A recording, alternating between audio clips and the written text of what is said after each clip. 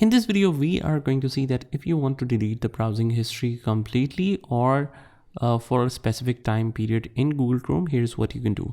First of all, just head over to the right hand corner where it says these three dots and just click on the history and click on history again. Now you can delete it by date, for example, for today. So if you want to delete all the history for today, just select the first one, and where the date is ending up till here, you can just hold the shift key and select the bottom of it. And this is for yesterday. So let's say we want to delete this. Let's delete this by like this.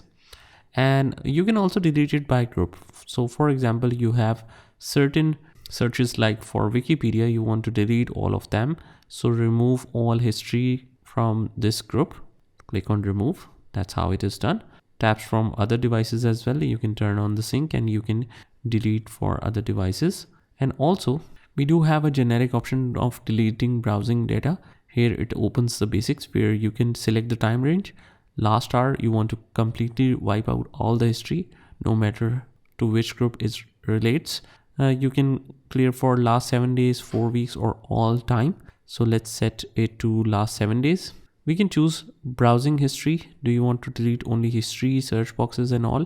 And do you want to remove the cookies and other sites, cached images and files? So if you want to remove the cached images, because that solves lots of problems, and cookies and other sites data, you can just choose according to your needs and click on delete data.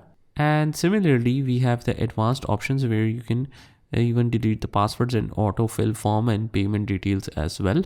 So that's pretty much it, guys. I hope you found this video helpful, and if you did, hit the like button and subscribe to our channel, and I will see you in the next one.